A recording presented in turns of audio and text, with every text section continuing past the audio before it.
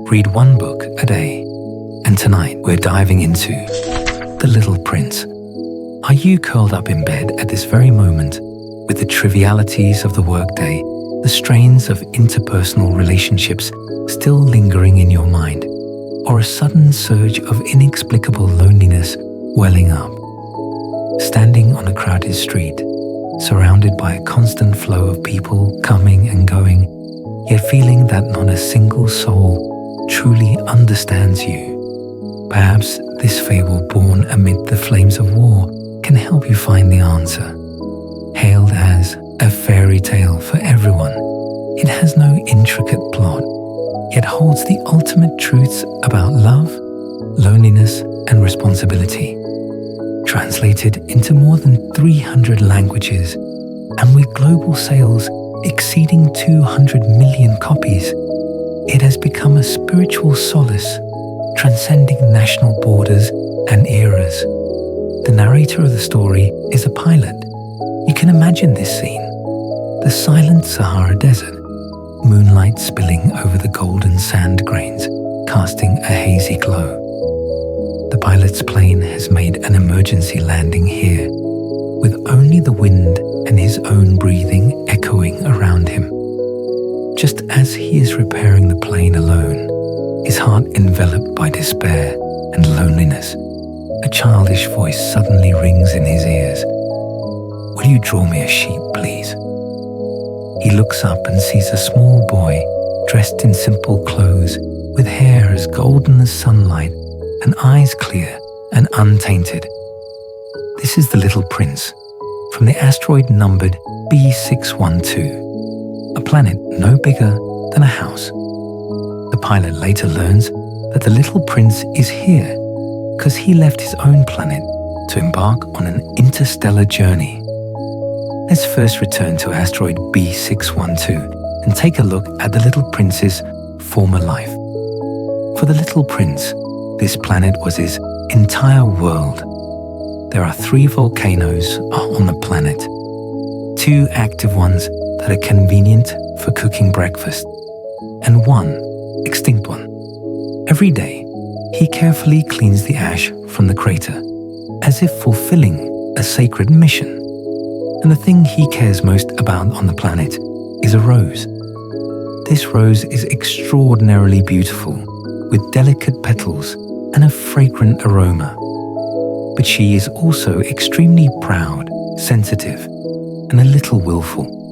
When she first bloomed, she carefully hid herself in the bud, fearing being hurt by the wind. After growing leaves, she complained to the Little Prince, "The wind troubles me. I can't stand the wind. I'm not strong enough yet." She would ask the Little Prince to draw a screen to shield her from the wind, to water her, and to pick off the caterpillars on her. The Little Prince was too young at that time to understand how to love a rose. He took good care of her, but he also felt confused and wronged by her fussiness. He thought the rose was always complaining and demanding, yet he failed to see the vulnerability behind her pride, or that her seemingly unreasonable requests were actually cries for attention and love. "Why can't she just tell me she needs me directly?" the Little Prince often muttered to himself. This innocent grievance gradually became a burden, making him want to run away. He didn't know that the rose acted this way because she was also young and didn't know how to express her love. On the day the Little Prince decided to leave, the rose didn't cry or complain. She just said softly, "Goodbye." She hid herself in her petals, not wanting the Little Prince to see her tears. And the Little Prince, carrying his concern for the rose and a hint of relief at finally being free from constraints, set off on his journey. At this moment, his heart was contradictory. He looked forward to the outside world, yet felt an indistinct unease. He still didn't understand that this worrying concern that troubled him was actually the beginning of love and responsibility. the little prince's first stop was 6 asteroids, each inhabited by only one person. On the first asteroid lived a king, dressed in a magnificent robe, sitting on a shabby throne. His first words to the little prince were, "Come here, let me see you." He claimed to rule everything in the universe, including the stars, the moon, and even the wind. But when the little prince asked if he could order the sun to set, the king hesitated and said, "I need to wait for the right time."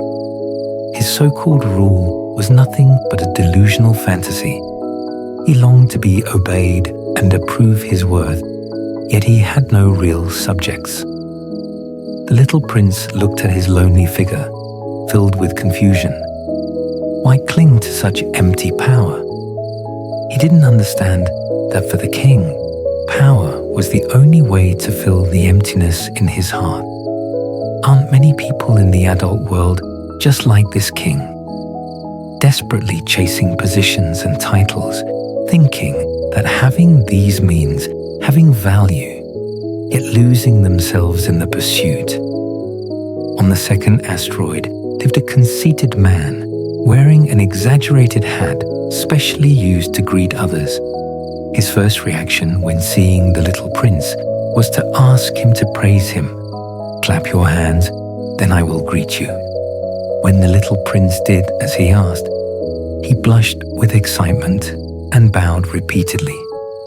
The little prince asked, "Do you need anything else?" But he impatiently said, "Don't disturb me, keep praising me." In his world, only the approval of others has meaning, and his sole purpose in life is to be the center of attention. The little prince shook his head and quietly left. He couldn't understand why someone would pin their self-worth on the evaluations of others. Just like us now, we feel happy or sad because of the number of likes on social media and deny ourselves because of a single comment from others. In fact, we are trapped in the same predicament as the conceited man. On the third asteroid lived a tippler, surrounded by empty wine bottles, holding another bottle and drinking continuously. The little prince asked, "Why do you drink so much?" The tippler sighed dejectedly, "To forget my shame." "What are you ashamed of?" "I'm ashamed of drinking so much." It was a hopeless cycle. He drank to escape his shame, yet felt even more ashamed because he drank. The little prince looked at his decadent appearance, feeling sad. He couldn't understand why adults would use wrong ways to solve problems, clearly knowing that it would only make things worse, yet refusing to stop, just like those around us who relieve stress by staying up late or overeating, seemingly escaping pain temporarily, but actually falling into a deeper predicament. On the fourth asteroid lived a businessman, dressed in a stiff suit, holding a calculator and constantly calculating. When he saw the little prince, he didn't look up and said, "Don't disturb me, I'm doing serious business."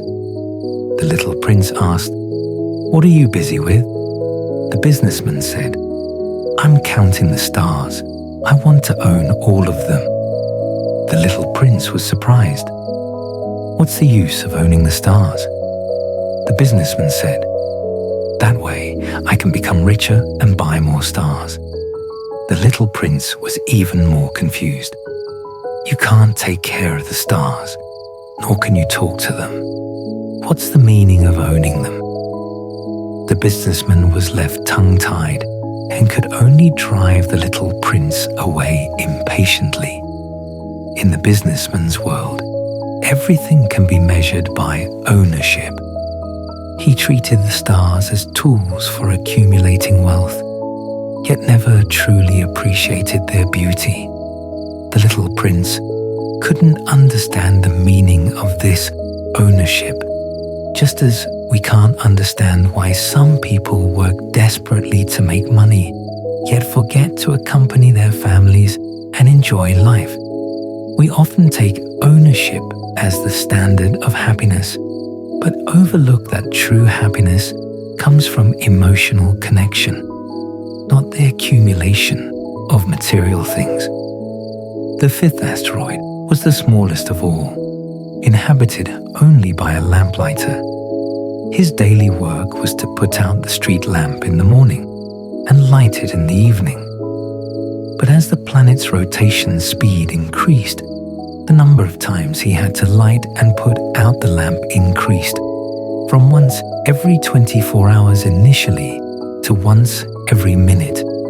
He didn't complain or shirk, he just stuck to his duty, continuing to complete his work on time, even when he was exhausted. The little prince looked at him, filled with admiration. Among the 6 people, the lamplighter was the only one who was not selfish or absurd. His work had a real meaning, illuminating the path for passers-by. But he was also lonely. He stuck to his duty, yet no one understood him or accompanied him. The little prince thought, although he is tired, he is much greater than the king and the businessman. This kind of perseverance is perhaps the most precious quality in the adult world, yet it often leaves people in loneliness. On the 6th asteroid lived a geographer, dressed in a scholar's robe, holding a pen and paper, recording eternal things. He told the little prince that he didn't record flowers because they fade and are not eternal. He only recorded things that never change, like mountains and oceans. The little prince asked, "What about my rose? She's also part of this world." The geographer said, "The rose fades, so she is not important and not worth recording." The little prince was sad. He realized for the first time that his rose might not be unique. She would fade like any other flower. After leaving the geographer's asteroid, the little prince arrived on Earth. As soon as he landed, he met a snake. The snake told him, "I can take everything back to where it came from. If you ever want to go home, I can help you." The little prince didn't understand what the snake meant, but nodded politely. He walked on and met a 3-petaled flower, which told him that Earth was huge, with many people and scenery. Then he met a fox that would change his understanding of love and uniqueness. When the fox saw the little prince, he said, "Please tame me." The little prince was confused. "What is taming?" The fox said, "Taming means establishing a bond. Right now, you are just an ordinary little boy to me, like thousands of other little boys, and I am just an ordinary fox to you, like thousands of other foxes. But if you tame me, we will need each other. You will be unique to me, and I will be unique to you." The little prince half understood. The fox continued, "You must always be responsible for what you tame. You must be responsible for your rose." Then the fox told the little prince a secret. What is essential is invisible to the eye. One must look with the heart. At that moment, the little prince suddenly understood. He thought of his rose, of the water he had given her, the wind he had shielded her from, the caterpillars he had picked off, and the way he had listened carefully to her complaints and pride. It turned out that his rose was unique, not because she was beautiful, but because he had spent time and emotion on her, establishing an irreplaceable bond. He finally realized that his concern for the rose was love, and that this love meant responsibility. Later, the little prince came to a rose garden with 5,000 roses exactly like his own. Looking at these roses, he no longer felt sad. Instead, he said firmly, "You are not like my rose. She is my rose, and I am responsible for her. She is unique to me." This firmness came from his understanding of bond and his inner growth. In the desert, the little prince met the stranded pilot. By this time, the pilot had been in the desert for several days. His water was almost gone, and his heart was filled with despair. The little prince's appearance was like a ray of light, illuminating his despair. He accompanied the pilot in searching for a well, chatted with him, and shared his journey and insights. The pilot was gradually moved by the little prince's innocence. He no longer only thought about repairing the plane, but began to enjoy the time with the little prince. For the pilot, the little prince also became unique because a bond had been established between them. But the little prince missed his rose more and more. He knew that the rose was fragile and needed his care.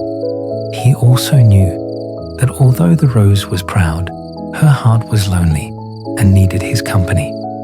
He began to long for home. At this moment, he thought of the snake. He found the snake and said, "I want to go home. My rose is waiting for me." The snake bit him gently and said, "I will take you back to where you came from, and you will not feel any pain." When the pilot saw this, he cried out in alarm, "You can't do this. You will die." But the little prince smiled and said, "I am not dying. I am just escaping this heavy body to return to my planet. I will always watch over you. When you look up at the stars, you will see all of them smiling, because I will be on one of those stars, watering my rose." He hugged the pilot and said softly, "Goodbye." Then he slowly closed his eyes, his body gradually becoming transparent, and finally disappeared into the moonlit desert. The pilot frantically searched for the little prince, but only found the scarf he had left behind and the drawing of the sheep. He repaired the plane and left the desert, but he never forgot the little golden-haired boy. Every time he looked up at the stars, he would remember the little prince's words, and all the stars seemed to turn into smiling eyes, warm and bright. The little prince's journey is actually the growth journey of each of us. From his initial innocence and confusion about love, to meeting all kinds of people in the unfamiliar world and seeing the absurdity and emptiness of the adult world, to finally understanding the true meaning of love and responsibility. Every step of the little prince's growth touches the softest part of our hearts. The deepest theme of this book is the criticism of the alienation of the adult world, the king's desire for power, the conceited man's anxiety for approval, the tippler's escapism, the businessman's materialism, and geographer's dogmatism. These seemingly absurd characters are actually microcosms of the adult world. We live in a fast-paced, highly competitive society, and we often unconsciously fall into such predicaments, working desperately to pursue the so-called success, ignoring the essence of life, deliberately catering to others to gain recognition, losing our true selves, choosing to escape to relieve stress, yet falling into deeper loneliness. Just like the people on those asteroids, we are trapped by our own desires and anxieties, gradually forgetting how to love and how to feel the beauty of life. And the taming proposed by the fox is actually the key to breaking this predicament. Taming is not control or possession, but the establishment of emotional bonds. It tells us that true intimate relationships are not inherent. They need to be nurtured through time and dedication, just like the relationships between us and our families, friends, and lovers. It is precisely because we have spent time on each other, listened to each other's innermost thoughts, and shared each other's joys and sorrows that these relationships become unique and irreplaceable. In this fast-paced era, we are always eager for results, but overlook the importance of the process. We are used to communicating via WeChat and text messages, yet rarely sit down to have a real conversation with our families and friends. We are used to replacing companionship with gifts, yet forget that companionship is the longest confession of love. The fox's secret: what is essential is invisible to the eye. One must look with the heart. Reminds us not to be deceived by appearances, but to feel the truly valuable things with our hearts: love, companionship, responsibility, and sincerity. The little prince's love for the rose also makes us re-understand the relationship between love and responsibility. Love is not a momentary impulse, but a long-term companionship and responsibility. Although the rose was proud and willful, the little prince still chose to be responsible for her, because he knew that his dedication had made her unique. This responsibility is not a burden, but an expression of love. Just like in intimate relationships, we will inevitably encounter conflicts and quarrels, and inevitably feel that the other person has many shortcomings. But precisely because we love each other, we are willing to tolerate these shortcomings and take responsibility for each other. True love means choosing to stay by each other's side even after understanding each other's imperfections.